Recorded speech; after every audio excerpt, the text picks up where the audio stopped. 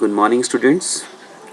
Welcome to class 12th Commerce, subject accountancy. In the previous video, we have gone through this treatment of funds in chapter number 1, that is non-profit organization. पिछली class में हमने non-profit organization में treatment of funds के बारे में study किया था. उसमें एक प्रॉब्लम रह गई थी जिसको हम इस वीडियो में कंसिडर करेंगे. तो उसी को आगे प्रोसीड करते हैं. Let's take an example. How would you deal with the following items in the balance sheet of a non-profit organization? किसी non-profit organization में जो ये items दे रखी हैं उसे कैसे ट्रीट किया जाएगा. तो इस items के अंदर आपको दिख रहा है 4 informations हैं खाली. इसी information को एक बार स्टडी कर लेते हैं. क्या information है ये? Donation receive for auditorium construction. हमें डोनेशन रिसीव हुई है एक ऑडिटोरियम को कंस्ट्रक्ट करने के लिए, जो कि अमाउंट कितना रिसीव हुआ है 20 लाख, जबकि एक्सपेक्टेड कॉस्ट उसकी कितनी है 40 लाख रुपीज़ है. सेकेंड पॉइंट है एक्सपेंडिचर ऑन ऑडिटोरियम. हमें कंस्ट्रक्शन के ऊपर खर्चा कितना आया अभी फ़िलहाल. एक्सपेंडिचर जो हुआ कंस्ट्रक्शन के ऊपर वो 16 लाख यानी 16 लाख रुपीज़ का खर्चा हो चुका है. इसके अलावा अलग से कुछ 2 इन्फॉर्मेशन और दे रखी है. वो है रिसीट्स फ्रॉम चैरिटी शो, कि चैरिटी शो कोई कराया था उस पर खर्चा, उस पर सॉरी रिसीट्स हमें कलेक्ट जो हुई हैं वो 10,000 हुई हैं और चैरिटी शो के ऊपर खर्चा जो हुआ है 11,000. अब आप इसको डील कैसे करेंगे एक नॉन प्रॉफिट ऑर्गेनाइजेशन के अंदर. तो क्योंकि वैसे तो क्वेश्चन का पार्ट है केवल बैलेंस शीट बनाने के लिए, बट फिर भी क्योंकि 2 इन्फॉर्मेशन ऐसी हैं जिसका रिलेशन बैलेंस शीट से नहीं है इस बार. रीज़न इज दैट क्योंकि हमें जो चैरिटी शो के लिए रिसीट्स हुई हैं, चैरिटी शो पे जो एक्सपेंसेस हुए हैं, that is not specific fund, there is no charity fund here. यहाँ पे कोई चैरिटी फंड नहीं है. दैट इज़ वाई इन दोनों रिसीट्स और खर्चे को हम कहाँ लेके जाएंगे, इनकम एंड एक्सपेंडिचर अकाउंट में लेके जाएंगे. तो इसके लिए हमें क्या बनाना पड़ेगा, इनकम एंड एक्सपेंडिचर. और केवल ये 2 ही आइटम्स वहाँ दिखाई जाएंगी. मैं एक बार फिर रिपीट कर रहा हूँ क्यों दिखाई जाएंगी, क्योंकि हमारे पास चैरिटी फंड नाम से कोई भी आइटम अवेलेबल नहीं है. At the same time charity expenses दे रखे हैं. तो कोई रिसीट्स हुई और कोई खर्चे हुए हैं, तो रिसीट्स इज आर इनकम, तो हमने इनकम साइड पर दिखा दिया by receipts from charity show. और उसके अलावा चैरिटी शो एक्सपेंसेस जो हुए हैं उसे हमने एक्सपेंडिचर साइड पे दिखा दिया. तो ये दोनों आइटम्स को हमने कंसिडर कर लिया. जो मेन पार्ट था क्वेश्चन का वो ये 2 इन्फॉर्मेशंस थी जिसको हम बैलेंस शीट में लेके जाएंगे और उसे कैसे दिखाया जाएगा उसको एक बार रिव्यू कर लेते हैं. तो आप देख रहे हैं बैलेंस शीट के अंदर सबसे पहले हमने लायबिलिटी साइड पे लिखा कैपिटल फंड. कैपिटल फंड इस क्वेश्चन का पार्ट नहीं है क्योंकि गिवन ही नहीं है, तो इसलिए हमने केवल उसके सामने ब्लैंक छोड़ दिया, यानी क्रॉस लाइन लगा दिया. मीन्स कोई इन्फॉर्मेशन अवेलेबल नहीं है.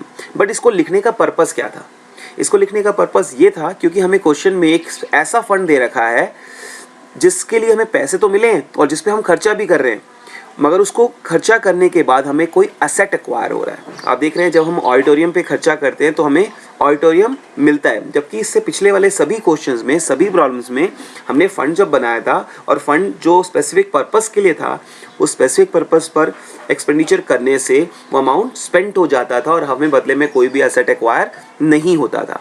But in this particular question हम देख रहे हैं कि जैसे ही हमने ऑडिटोरियम पे खर्चा किया हमें एक फंड एक्वायर एक असेट एक्वायर हो गया. हमने 16 लाख रुपए का खर्चा किया.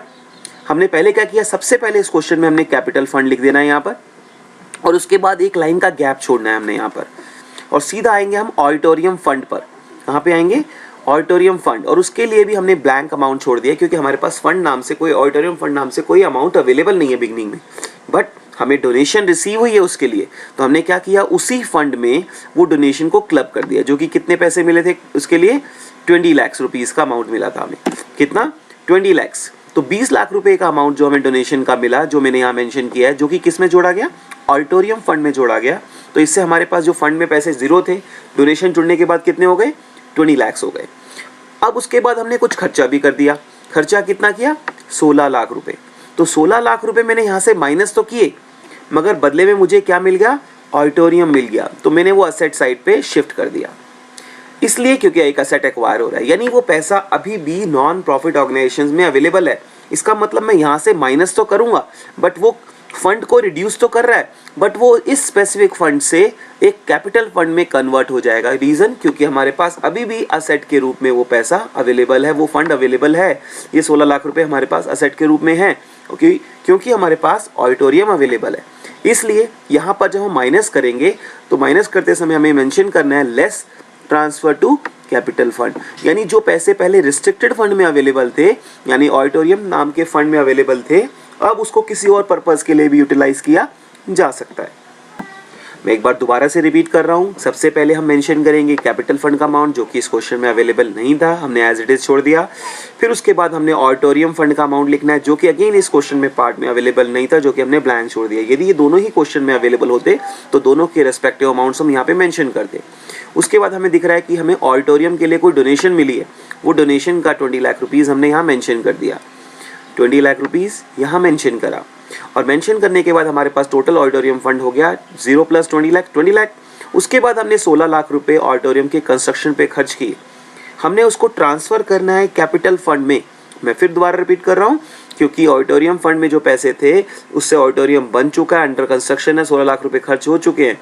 इसलिए अब इन पैसों को रिस्ट्रिक्टेड फंड, जो कि ऑडिटोरियम फंड है, से हम अनरिस्ट्रिक्टेड फंड यानी कि कैपिटल फंड में ट्रांसफ़र करेंगे, क्योंकि अब ये पैसा किसी भी और पर्पज़ के लिए यूज़ किया जा सकता है। तो हमारे पास कैपिटल फंड पहले नहीं था, तो 16 लाख जोड़ने के बाद कैपिटल फंड का अमाउंट कितना निकल आया, 16 लाख।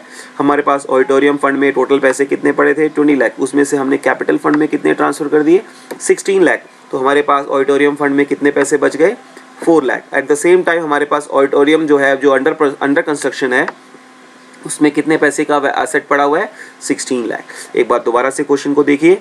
क्वेश्चन में 20 लाख की डोनेशन थी, 16 लाख रुपए खर्च किए, 10,000 रुपये चैरिटी शो पे और 11,000 एक्सपेंसेस पे हुए। तो हमने इन दोनों आइटम्स को तो इनकम एंड एक्सपेंडिचर में कंसिडर कर लिया, वेयर एज ये 2 आइटम्स जो बिगिनिंग की हैं, इसको हम सीधा बैलेंस शीट में लेके आए।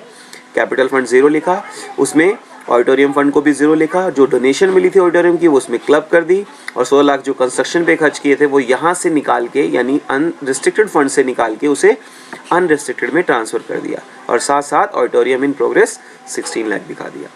इस तरीके से हम जब भी हमारे पास कोई ऐसा फंड अवेलेबल हो जिस पे यदि खर्चा हम करते हैं और कोई असेट हमें एक्वायर हो, तो उस केस में जो अनरिस्ट्रिक्टेड फंड के जो पैसे होते हैं उसे हम रिस्ट्रिक्टेड फंड के जो पैसे होते हैं उसे हम अनरिस्ट्रिक्टेड फंड यानी कैपिटल फंड में ट्रांसफ़र कर देते हैं। This is the gist of this particular question. तो आपको मुझे लगता है अब हर टाइप के क्वेश्चंस जो फंड्स के ऊपर हैं वो समझ में आ चुके होंगे। अब आगे कंटिन्यू करते हुए मैं यही बोलूँगा आपको कि आपके लिए फंड्स की ट्रीटमेंट करनी आसान हो चुकी है। अब अपने असाइनमेंट से रिलेटेड जो भी फंड्स के ऊपर क्वेश्चन है आप आराम से उन्हें गो थ्रू कर सकते हैं, प्रोसीड कर सकते हैं। और फंड्स से रिलेटेड क्वेश्चंस के रिगार्डिंग कोई भी क्वेरी या कोई भी क्लैरिफिकेशन चाहिए हो आपको, तो आप कमेंट सेक्शन में लिख के मुझसे क्लैरिफिकेशन ले सकते हैं। अभी के लिए बस इतना ही। नेक्स्ट वीडियो हम उसके आगे कंटिन्यू करेंगे एनपीओ चैप्टर के अंदर ही। Till time, thank you so much for watching my video. Thank you so much. Good day, bye.